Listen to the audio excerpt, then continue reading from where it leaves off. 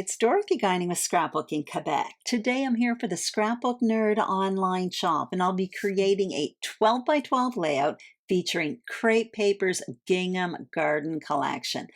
I am going back to the basics for this one. No fancy tools, just my straight trimmer and the collection. And I'm going to be using the Noble border design. And I call it Noble because this layout design has stood the test of time.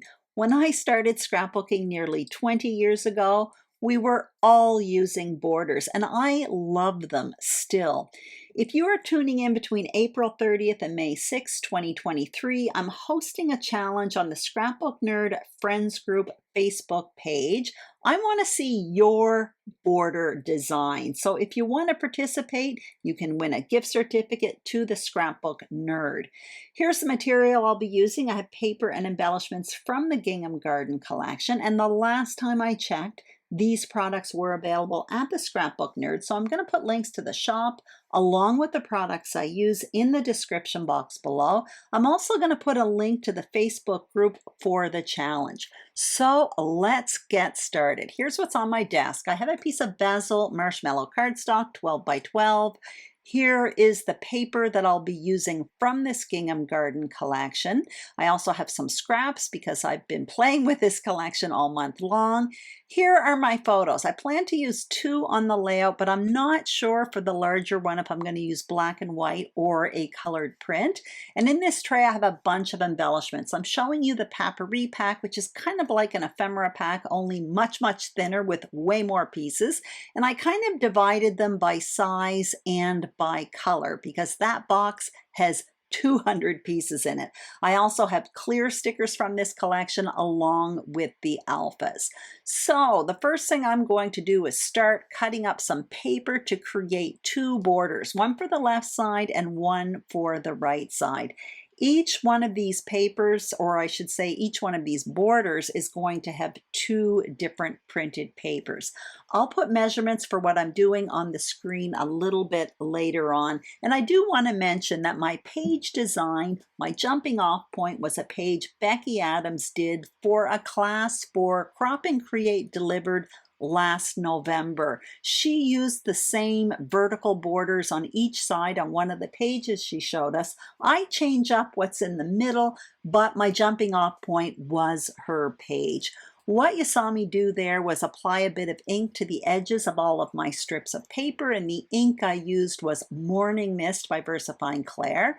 Now what you see me doing is just simply adhering the pieces of paper together, and when I put measurements on the screen for these pieces, I just want to point out that for the floral strips of paper, the measurement I'm listing is for visible paper only. And as you can see, I cut mine wider and I tucked it when I was adhering them underneath the green paper. So I'm happy with that. What I'm going to do is adhere these borders to the left and right hand side of my foundation page, and then I'm all ready to start embellishing my page. What I will want to do first, however, is to select whether or not I'm going to be using a colored or black and white print on my page. I'm also going to want to add some photo mats. So you're going to see me get that out in a minute. I'm not quite sure what I was doing right there. Anyway, I am placing my original choice, which was the black and white with the smaller colored print, but I am hesitating with the color print for the larger photo. These are photos of me crafting with some friends on an afternoon. So up top is kind of a selfie of us, and at the bottom, the smaller print was actually the project that we were creating. In the end, I decided to go with the black and white print for the larger photo. And now what you see me doing is just trying to determine what to use as a photo mat. In the end, I decided to go with the floral photo mat. So off camera, I cut myself out photo mats. I also inked them like I did those strips of paper, and I adhered them behind the photos. So I'm just showing you my setup for my embellishments. And I also have my title here. My original title that I thought anyway was going to be Happy Crafternoon, but I find it takes up too much space. So I know I'm going to have to alter that, but I will work on it later. I do have a few ideas there. What I want to do now is just start adding a bit of color to this white area of my page where my photos are going to go. So I'm starting with the larger papyri pieces. And as I mentioned earlier, they're kind of like ephemera pieces, but much, much thinner. And why I like them is because I can add tons of layers and it doesn't add bulk to my layouts. And I really like that. When I first bought this product, which was from a Vicky Boutin print shop collection, I wasn't sure if I was going to like it because of the thinness, but it turns out I really do love this product. So you can see in the top left there above the photo, I layered up a few pieces. I kind of staggered them up and down. I also put another one in the bottom right corner, another pale green one. That's where my journaling is going to go later on. I've got my photos placed, and now I'm coming in with smaller pieces. Again, from the papyri pack, but I'm also playing around with the clear stickers. Now, this is a bit different for me because normally I'm playing with ephemera pieces, which are thicker, and normally I'm playing with cardstock stickers, and these are clear stickers. So I don't want to put my clear stickers on wax paper because they're clear. I don't want to pick up any residue that I'm going to see through my sticker.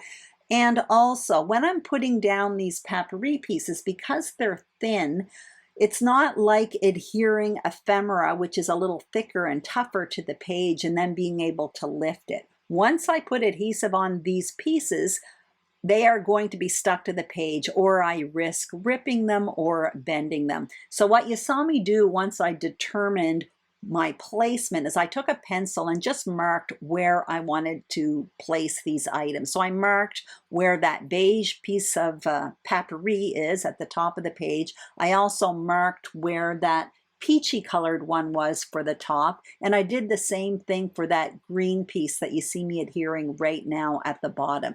Again, I love this product because I can layer it without adding bulk to my page, and that's important to me. I have been scrapbooking for nearly 20 years, so I don't want my albums to be too bulky, but at the same time, I do have to be careful with it. I also added a clear sticker underneath those layers in the top left and kind of at the bottom right of that photo at the bottom.